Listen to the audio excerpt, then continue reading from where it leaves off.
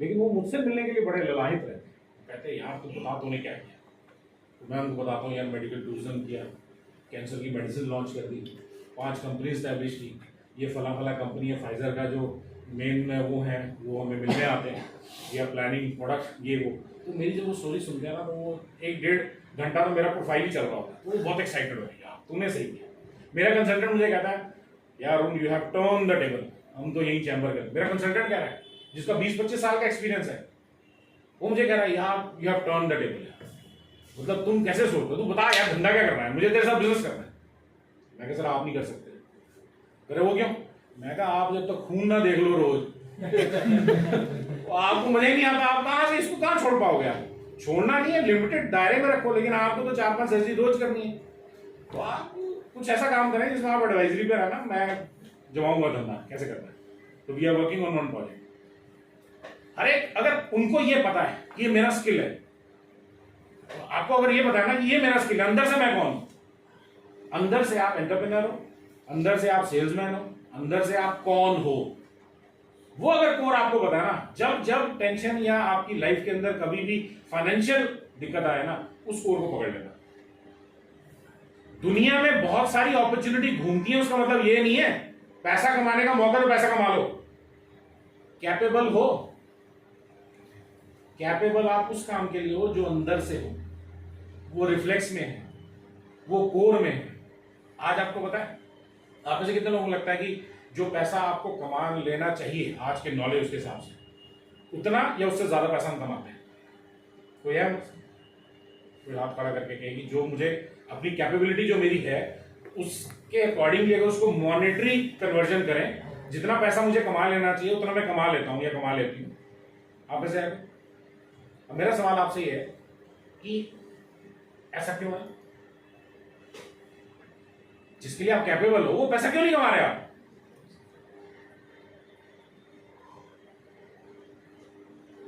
आपकी क्षमता 5, 10, 20, 25, 30 लाख रुपए कमाने की है, क्यों नहीं कमा पा रहे? वो जो चीज मिसिंग है ना, वो ये। जब बिजनेस शुरू किया हमने, बिजनेस शुरू किया तो हमारे पास ऑफिस नहीं था। ऑफिस नहीं था तो एक ड्राइंग रूम से हमारे उनके वहां से बिजनेस की शुरुआत हुई। और जब पहली बार इनकम आई, फर्स्ट इनकम थी, जो प्रॉफिट खर्चे से निकाल के बचा वो तकरीबन 10,000 था। हम 3 लोग थे, तो हमने एक दूसरे से देखा कि 10,000 रुपया कमाया है, इसका मतलब धंधा चल गया। 10,000 आया ना, बचा ना कुछ करके, तो धंधा चल गया। अब स्केल अप करना है वो कर लेंगे, स्केल अप करना है वो कर लेंगे। आपका बिजनेस आइडिया, आपका कंसेप्ट, आपका वो हार्मोनियसली। और सबसे अच्छी बात ये थी जिन लोगों को सर्विस दी वो बड़े खुश गए, वो बड़े खुश गए। एक यूरोपियन लेडी, मतलब दिस वाज द फीडबैक, ने आंसू निकाल दिए उसने। वो जाने से पहले हमें हक करके लिए, you are my Indian brothers. हमें तो लगा ही नहीं हम बिजनेस कर रहे हैं, ये क्या हो गया। एक यूरोपियन बंदी यहाँ आई थी, यहाँ आने का उसके पैर में फ्रैक्चर हो गया था, लोग उसको टहला रहे थे ये करा दो वो करा दो, तो वी जस्ट समहाउ कि क्योंकि जो उसको बता रहे थे उनको लैंग्वेज भी नहीं बोलना आता था, इंग्लिश भी नहीं ठीक से बोल रहे थे, तो हमने सिर्फ उससे बात की कि सही भी गाइडेड हर की है। हॉस्पिटल में पूछा भी ये पेशेंट तुम्हारे साथ है, यूरोपियन पेशेंट लेके आए हो तुम? हमने कहा हम इसी इंडस्ट्री के अंदर ऐसे रिलेटेड है। हॉस्पिटल में पे करता था कि आप जो सर्विसेज दे रहे हो उस सर्विस के अवज में आपका ये कमीशन रहेगा, पेशेंट से आपको कुछ नहीं लेना। तो उसने बड़े खुश थे। लेकिन वो जो उसने हक किया ना, तो उसने हमारे आंसू निकाल दिए। दैट वाज द टाइम जब हम तीनों पार्टनर्स, और हमारे साथ एक लड़का हुआ करता था, उसने वही 10,000 जो हमारे बचा था उसकी पहली सैलरी दी, हमने उसको दिया कि भाई बढ़िया। That was the start. जो भी काम आप कर रहे हो वो करने में आपको मजा आता है? Yes yes sir. अगर वो जो काम आप कर रहे हो करने में आपको मजा आता है, ये फर्स्ट पॉइंट है, ये फर्स्ट पॉइंट है किसी बिजनेस की शुरुआत में। और आज जो चीज आप सीखने वाले, आज जो मैं जिसके बारे में बात कर रहा हूं, सब कुछ शुरू होता है यहीं से, सब कुछ शुरू होता है यहीं से, which is mind set. Mindset समझने के लिए जैसे हमने बात की कि हम यहां क्यों हैं, आज हम बेसिकली समझेंगे we are here to learn which helps us to build a my lifestyle business to next level. जिस भी लेवल पे हम हैं इसके नेक्स्ट लेवल पे जाने के लिए मैं कुछ किताबों के बारे में कोट करूंगा अभी, इसमें नोट कर लीजिए और पढ़िए, क्योंकि जो मेरा ग्रुप रहा है उसने मुझे कुछ किताबों के बारे में बताया और मैंने उनको पढ़ना शुरू किया और वहां से ट्रांसफॉर्मेशन होना शुरू हुआ। जो डॉक्टर साहब मेरे को दूसरी बार मिले उन्होंने मुझे बताया कुछ किताबों के बारे में, मैंने उनको पढ़ना शुरू किया। दैट वाज अ डे जहां से इस इंडस्ट्री के बारे में मैंने सीखना शुरू किया और मुझे किताबों से पहले ये इंडस्ट्री समझ में आनी शुरू की। फील्ड में मैं बाद में उतरा,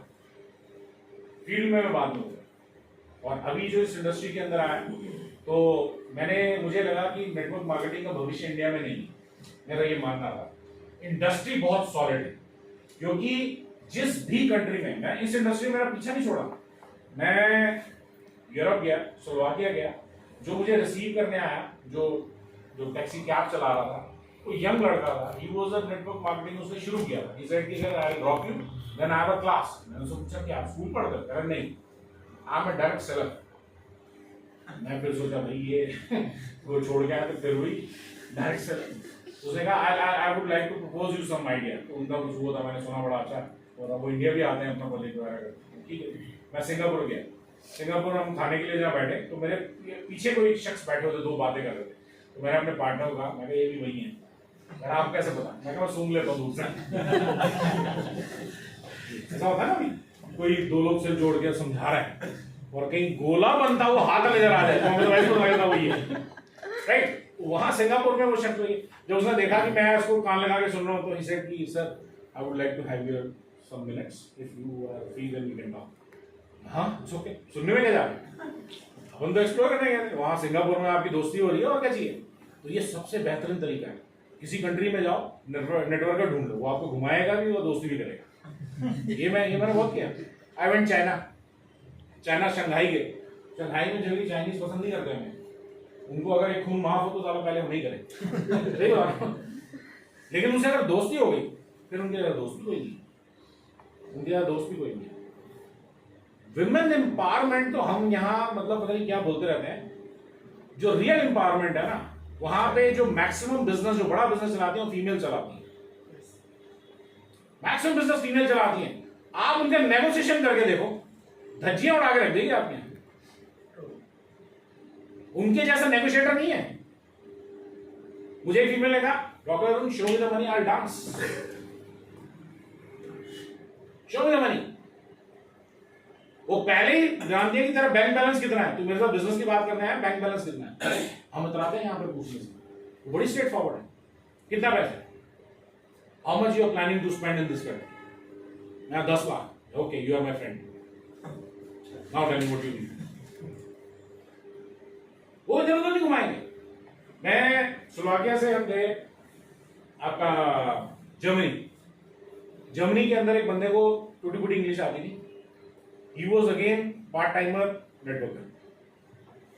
मैं मलेशिया गया। मलेशिया के अंदर there was a one organization जो जैसे हमारा फिकी है यहाँ पे, वैसे उनका एक ऑर्गेनाइजेशन है। उसके लिए हम बिजनेस के लिए पॉइंट ऑफ व्यू चाहिए। तो जो उसके डायरेक्टर थे उस टाइम पे, डायरेक्टर मतलब कोई पोस्ट नहीं होती है, तो वो एक नॉमिनल, उनको कोई सैलरी नहीं मिलती है, लेकिन वो अपने बिजनेस को बढ़ा सकते हैं और उनमें से अगर कोई बिजनेस अच्छा लगता है तो कर भी सकते हैं। तो वो थे। तो उन्होंने कहा कि मैं कुछ ना प्रोडक्ट्स ला रहा हूँ यहाँ पे और मैं डायरेक्ट सेलिंग के थ्रू इनको लाना था। तो उन्होंने मेरे बारे में किसी से पूछा, तो उन्होंने बताया कि इनका बैकग्राउंड है। He said would you be a trainer? I am bringing some products, जो कि उनका जो बैकग्राउंड है वो हर्बल है। Can you do training over here? तो वी साइंड अ कॉन्ट्रैक्ट कि नहीं, वी कैन डू दैट। तो मैं तकरीबन उनको 6 या 7 ट्रेनिंग्स हुई, जो मैंने 5 ऑफलाइन की, मतलब ऑनलाइन की, और 1 ऑफलाइन वहाँ की। वहाँ वो आके बैठते थे एग्जैक्टली 5 बजे, एग्जैक्टली 5 बजे ऐसे चेयर्स लगी होती थी। वो लोग आके चुपचाप है, अलग अलग बैकग्राउंड से, कोई टैक्सी अपना चलाते हैं, किसी की शॉप है, किसी का कुछ है। 5 बजे वो लोग बैठेंगे, 1.5 घंटा वहाँ सेशन होगा। उसके बाद मैं इंग्लिश में बोलूंगा, वो उनकी लोकल लैंग्वेज में उनको समझाएंगे। जो बॉडी लैंग्वेज मैं कर रहा हूँ वही वो उसको करेगा, और उसके बाद उनको समझाएगा, और उसके बाद फिर वहां से डिस्कस हो जाएगा। वहां मैंने देखा कि ये काम चल रहा है यार यहाँ पे। मैं जितनी भी कंट्रीज के अंदर गया, यूएस में मैं एक पेशेंट को छोड़ने गया। यूएस वीजा के लिए हम लोग बहुत वो होते हैं ना, मतलब परमात्मा ने इतना भर के दिया ना, मतलब मैं शाहरुख खान हूँ अपने उसके, मैं मानता हूँ। यूएस के वीजा के लोग पागल होते हैं। एक पेशेंट था, यूएस एम्बेसी मेरे पीछे पड़ी थी, डॉक्टर साहब आपको यूएस छोड़ने जाना। मैं कहा मेरे पास टाइम ही नहीं है। कंसल्टेंट मेरा मेरे कह रहा है पागल है, 10 साल का वीजा लगेगा, तू जाके उसको छोड़ के आना, तूने क्या करना है, वीजा लग जाएगा, 10 साल का वो है, और ये लगवा के देंगे। यूएस वीजा के लिए लोग बहुत से आते हैं ना, मुझे 15 मिनट लगेंगे। उन्होंने मेरे को बताया पीछे गेट से आना, आगे 350-400 लोगों का टोकन लगा हुआ। मैं पीछे के गेट से गया, उन्होंने मेरे को अंदर लिया, फिंगरप्रिंट किए और आप जाओ, वीजा मेरा वापस हो गया। 10 साल का वीजा हुआ। वो पेशेंट को मैं छोड़ने गया, वो पेशेंट जब ठीक हुआ तो वो बैठ के ना कुछ गोले बना रहा था।